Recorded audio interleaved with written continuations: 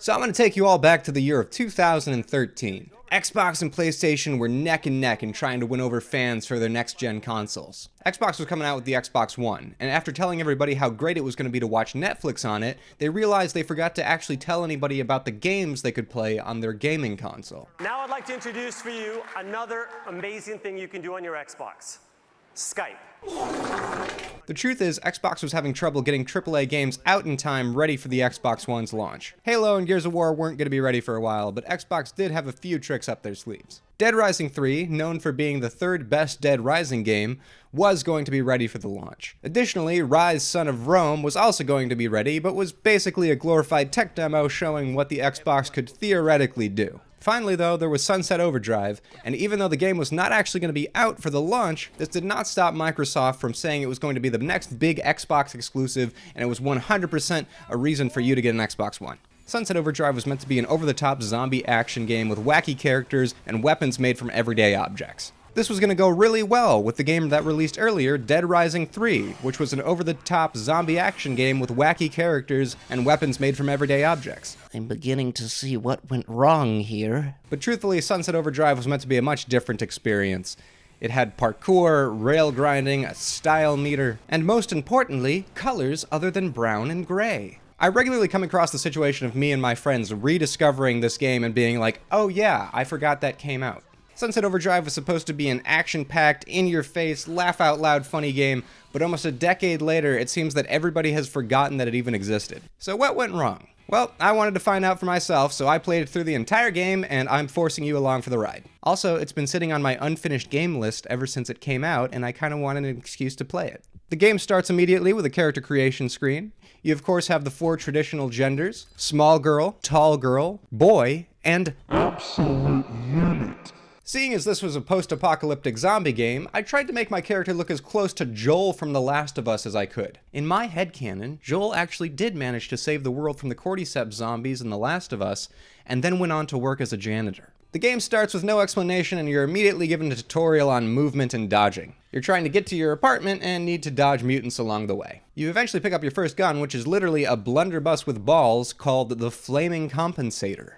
I'm already LOLing so very hard. You make it to your apartment, and you get a flashback to 3 hours ago. Why are we flashing back to 3 hours ago? Nothing even happened in that time. We could have just started the game there. We see our character is working as a janitor for a giant corporation called Fizco. Fizco is releasing a brand new energy drink called Overcharge. While cleaning up, our character sees a partygoer change into a mutant due to drinking the Overcharge energy drink. Soon, everybody that tried the energy drink has turned into a mutant, and we're forced to run away, bringing us back to the present. What was the point of the flashback? After a flash forward, 14 days have passed and we've run out of our emergency supply of beer. The mutants outside try to break in and we're forced to leave the apartment. Outside, we meet our first fellow survivor, named Walter. Walter? Put your dick away, Walter. I'm not having sex with you right now, Walter. Walter gives us a tutorial on killing mutants. We also learn that the mutants are called OD, as they've overdosed on the drink Overcharge. Walter introduces us to his friends, Floyd and Two Hat Jack. Two Hat Jack sells us weapons and has two hats. That is his only character trait. Floyd is a scientist that used to work for Fizco. He knows a decent bit about how the mutations work and is able to equip your character with perks that he calls amps. I call them amps, and trust me, you're going to love them. Your street name isn't Heisenberg, is it? Wait, what the fuck? We learn that Fizco has shut down all travel to the outside of the city and is attempting to cover up their massive mistake. Walter asks us for our help in fixing a glider, as his plan is actually to just fly out of the city. Predictably, we're ambushed by OD as we fix the glider, and Walter becomes very upset with us that we saved his life. I'm gonna be honest, Walter's kind of a stupid dick. For some strange reason, our character actually wants to make things up to Walter the psychopath, and we decide that we're going to look for a new propeller in order to put it on the newly rebuilt glider. Well, looking for the propeller, we meet our next survivor, Sam. We save Sam's life and learn that he's a student at the local college and avid train simulator enthusiast. Sam is hiding at the local arcade/pizzeria with a bunch of other college students, and it turns out none of them actually like him or think he's cool in any way. Was that the bite of 87? Sam offers to build us a propeller in return for saving him, but is going to need help from the other students first. This leads to us doing several quests for the students. We find one a case of artesian water, we find a robot dog for another one, and we tell the last one that his parents don't love him anymore. Eventually we win the students over and they put together a 3D printer. Their plan is to 3D print us a new propeller. However, the printer needs a faster processor first. We go to steal some computer parts and meet our next survivor, Buck National. Just here to steal computer parts from you. How'd you think you were gonna do that when I got this here gun? Yeah, I got guns too. Oh, fuck, my guy pulled out the GTA weapon wheel. Buck wants to make money by filming us killing OD. We stylishly kill a few hundred mutants and get our processor. However, Sam tells us that we need to wait until tomorrow for the propeller to finish printing. Conveniently, Floyd needs us and introduces us to the best part of the game. Occasionally, Floyd will cook up new batches of amps. When doing so, a massive amount of OD will attack you and you'll need to protect your base. And you can put down a variety of traps in order to kill the OD as they attack. This part of the game is actually pretty fucking awesome, and like hundreds of monsters will attack your base at the same time, and one rocket will like explode a dozen of them, and it's really cool. However, it only lasts a few minutes, and afterwards we're back to fighting like 5 monsters at a time. At least we can do 2% more damage with assault rifles now. We pick up our propeller from Sam and go on to meet Walter. He's already rebuilt the entirety of the glider except for the propeller. That sure was convenient. But is now being attacked by bandits known as scabs. We save him and get the propeller on. We then get a minigame of flying around the city on a glider. This goes on for what seems like an eternity, and eventually we shoot down a Physco blimp that has spotted us. We start to fly out of the city when Walter notices a pigeon die as it flies ahead of us. Walter pushes us out of the glider just in time as it crashes into an invisible barrier, sacrificing himself in order to save us. The game spends some time mourning the death of Walter, which I find strange as we spent a total of, I want to say, 3 minutes with him. However, Floyd tells us of another survivor that could probably help us. And that survivor's name is Brill Cream. Yeah, at this point the game just gives up on names and starts making random noises. Brill Cream, Fork Him, I don't fucking know. Brill Cream is the leader of a scout group that's taking shelter in a Japanese heritage museum. When we get there, we see that he's actually been replaced by a guy called Troop Master Norton. Norton seems to know where Brill Cream is, but won't tell us. Norton sends us to take down a Physco radio station that's jamming communications in the city. This gets us into a boss battle with a giant blimp of Fizzy the Physco mascot. We kill it and tell Norton. Norton thanks us for our help and tells us that he'll keep looking for Brill Cream on his own. One of the troops named Fork Him contacts us. Again, I don't know. That's their name. I didn't make the game. We look for Brill Cream in various places and eventually triangulate his location to a garbage truck that he's been trapped in. As it turns out, Norton handed over Brill Cream to bandit scabs in order to become Troop Master himself. We defeat the scabs and finally find Brill Cream in his garbage truck, which— HOLY SHIT!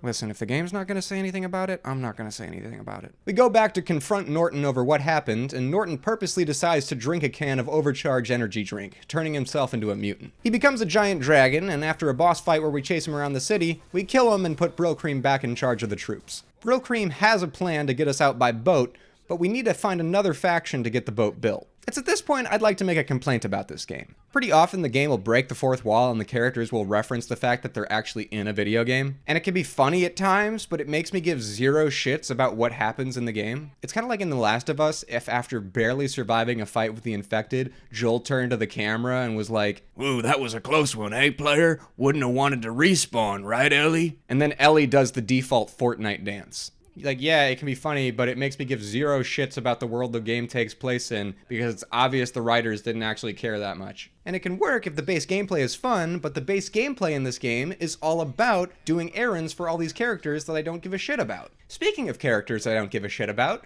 we move on to our next group of survivors. It's a group of LARPers known as the Fargarthians, and they are led by one King Ignatius. We find the group and are attacked by Robin from Teen Titans. Do you swear by the old gods and the new to serve King Ignatius? I'm sorry, apparently his name is Chandler, and apparently Scott Menville can only do one voice. King Ignatius is starving and dying of the flu, so we've been brought to save his life. The LARPers refuse to do anything in a modern way, so in order to cure him, we need to take them on an expedition to gather tree bark.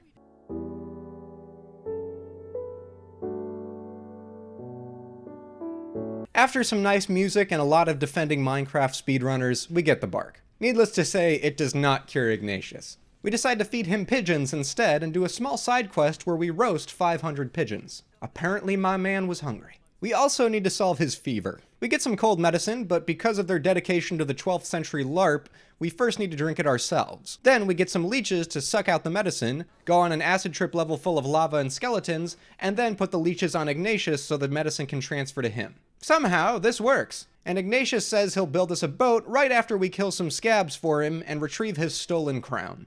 The scab bandits have taken over an amusement park, and the LARPers attack alongside the player. We eventually push our way to the end, which is a dragon-themed roller coaster.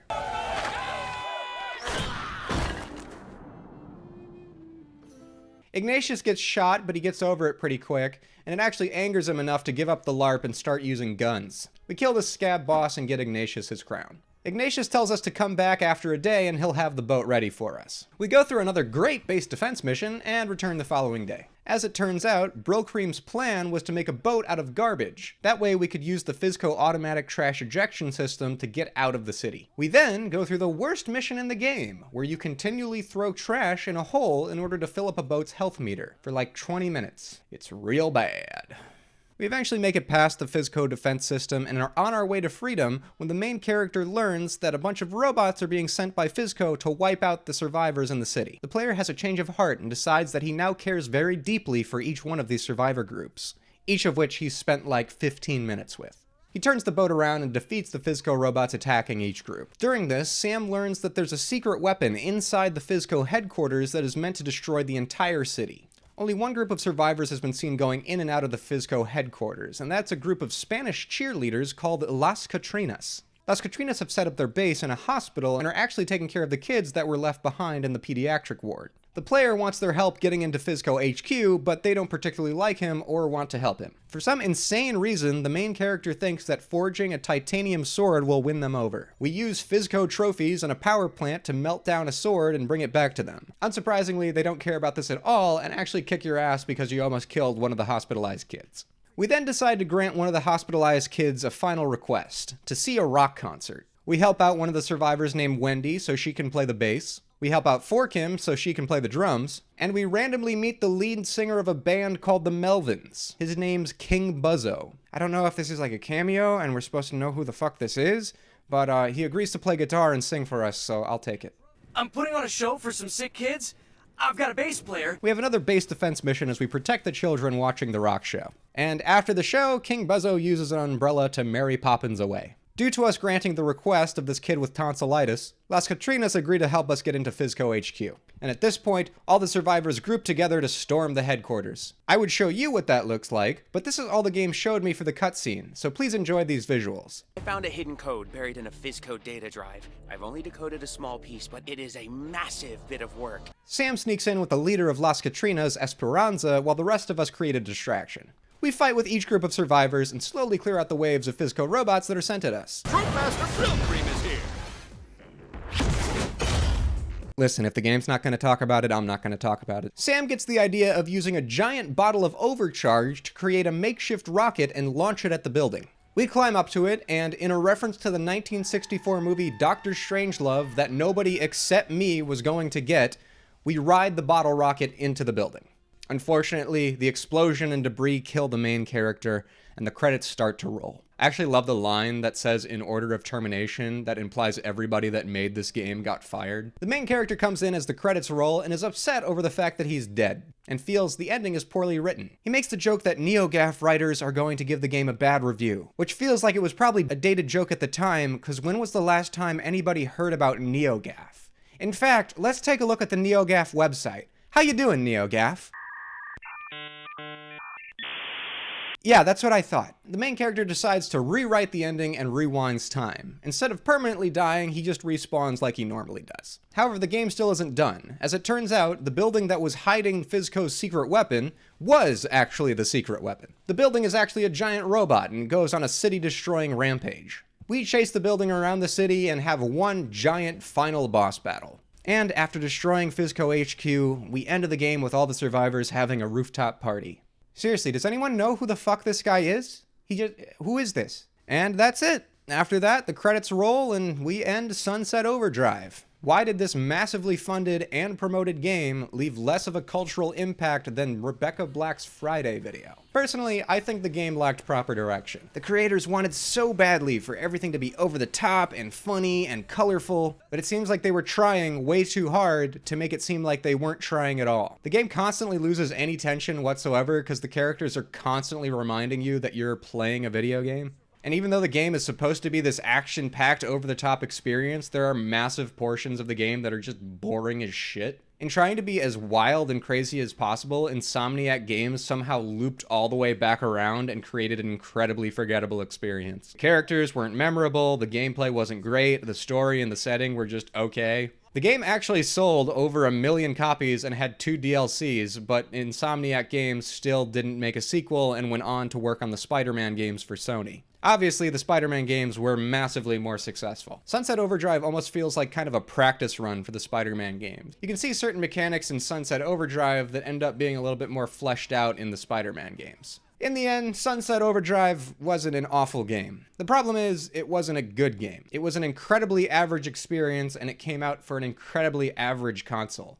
And while the game still, to this day, has fans that remember it fondly, I think I'll stick to Dead Rising for my zombie killing fix. But not Dead Rising 4, because that game doesn't exist, and you can't convince me that it does. Until next time, Wolf and Gene out.